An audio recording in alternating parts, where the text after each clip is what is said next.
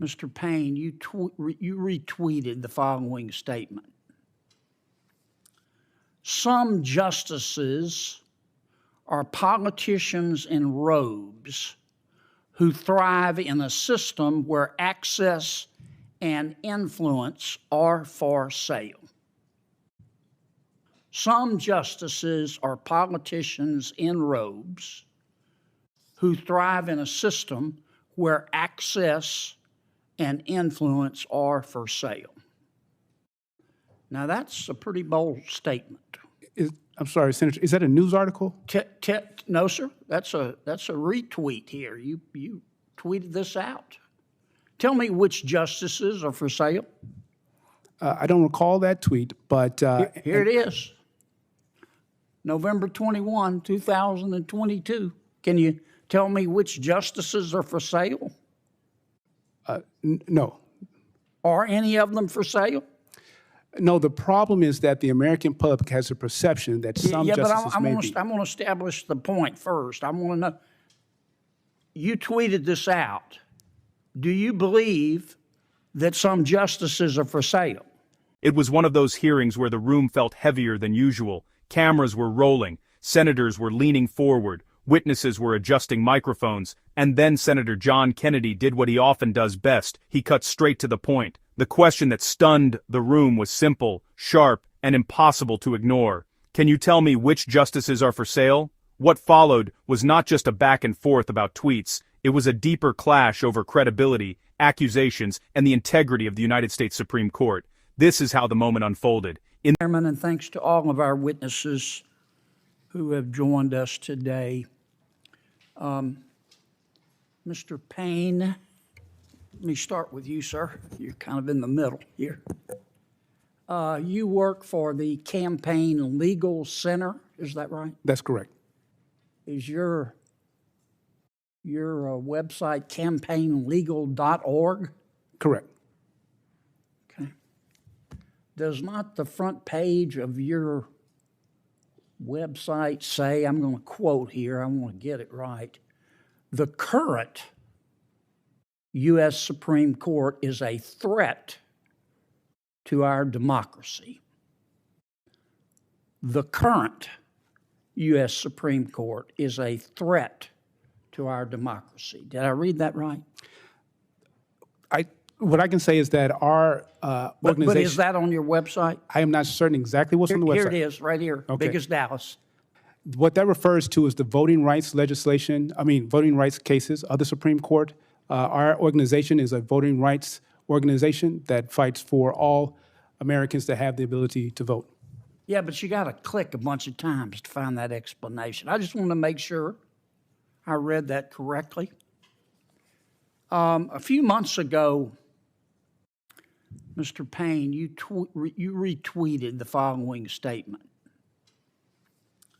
Some justices are politicians in robes who thrive in a system where access and influence are for sale.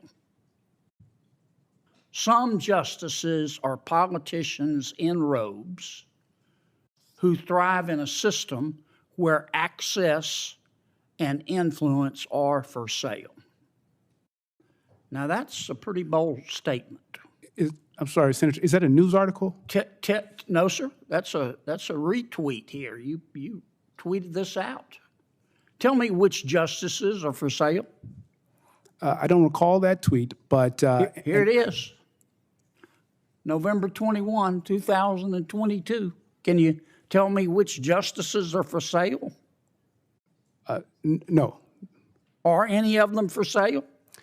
No, the problem is that the American public has a perception that some justices may be. I'm going to establish the point first. I want to know, you tweeted this out. Do you believe that some justices are for sale? And if so, which ones? No, Senator, I do not believe that justices are for sale. Then why'd you tweet this out? Can you provide more context of what that is? I'll get you a copy, but here it is. I checked it and triple checked it. You also said less than a month ago that John Roberts, you retweeted this out. John Roberts is a disgrace. No, I actually, Not I disagree with Justice Roberts. Well, you didn't call him Chief Justice Roberts. You called him John Roberts. no, this is, Or that's, you that's, retweeted this. no, Senator, I did not retweet that. Yes, sir, you did, right here. I will As need big to as see, Dallas. can you provide a copy to me Sure. now? But Sure. I did not retweet Can you that. tell me why you think Chief Justice Roberts is a disgrace? I did not say that, did not retweet that. Oh, okay. Maybe Twitter got it wrong. Someone got it wrong. Let me ask you this, because the unstated premise of all this, sometimes it's stated, but the unstated premise of all this is that some justices have been bribed. Let's just cut to the chase. Okay? Now, let me stay with you, Mr. Payne. Well, let me go to Mr. Fogel. I don't want to just pick on you, Mr. Payne. You can be looking up on Twitter where you said those things.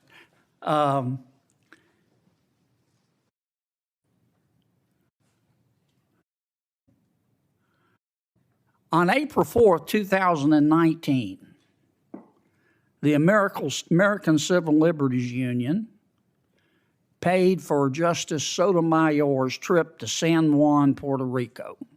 You ever been to San Juan, Mr. Fogel? Is it expensive? I keep forgetting. Well, it depends when you go. Yeah. How much you think it costs to go down there? Depends whether you fly first class or economy. What if you fly first class? Oh, probably a couple $1,000s Okay. Yeah. The ACLU, do they have cases in front of the Supreme Court? all the time. They do, all the time? Sure. Do you think the ACLU was trying to bribe Justice Sotomayor? No, sir, I don't. I don't either. But that's the unstated premise of all of this. Well, Senator, if I All may, these articles about Justice Clarence Thomas and the Chief Justice in the United States and Justice Gorsuch, who sold an interest in an LLC to a Democratic donor who had never met, that they bought him, isn't it? may I say something in Of response, course. Senator? I think there are two things going on here today. I think there is a political conflict, which is, as I said earlier, it's very intense. It's hyper-partisan. Both sides have things to say. And then I think there's an ethical issue. When you accuse people of being bribed, it kind of I'm not accusing. gets their attention. Sir, hold on a second. I'm not accusing anybody of being bribed. I'm not. But some people are. Some people are. The reason I'm here is I think that there is an ethical issue that, as Senator Graham said earlier, it would be good for the court to think about in terms of being more transparent. That is what I care about. That's the only thing I care about. There's a lot of political back and forth that's very interesting. I'm very interested in it as a citizen of the United States. But I think the most useful thing that this or any other committee could do is think about how do we make our institutions... Well, how are you going to do that in the context, though, of one of our leaders, for whom I have great respect, going on the steps of the United States Supreme Court, telling two justices if they vote in a way he doesn't like, they will pay the price and reap the whirlwind. And you have another one of your witnesses here tweeting out stuff saying, quote, some justices are politicians in robes who thrive in a system where access and influence are for sale. Yep. He said they were bought like a sack of potatoes. Okay, I'm not going to comment on that, Senator. That's not anything I had anything to do with. So, Did I hear the gavel? thank you. I hope. Thank you, Senator Kennedy. Senator Hirono? I'm sorry, I got it wrong. Blumenthal. Senator Blumenthal. In the end, Senator Kennedy made one thing unmistakably clear: accusations of corruption should never be tossed around lightly. He did not accuse a single justice of being bribed. Instead, he demanded that those who imply such claims provide proof. His questions were direct, measured, and rooted in a simple principle: serious charges require serious evidence. By pressing the witness to name which justices were supposedly for sale, he exposed the weakness behind sweeping rhetoric. When no names were given, the implications spoke volumes. Kennedy underscored that disagreement with Supreme Court decisions does not equal corruption. He highlighted how inflammatory language can erode public trust in the judiciary. His approach focused on accountability, consistency, and intellectual honesty. He challenged the double standards that often dominate political discourse. Rather than inflaming tensions, he insisted on clarity. He reminded everyone in the room that words carry consequences, especially when directed at the nation's highest court. In doing so, he defended the principle that institutions should be criticized fairly, not casually smeared. Whether one agrees with every ruling or not, Kennedy's message was clear. If you are going to make the charge, be prepared to prove it.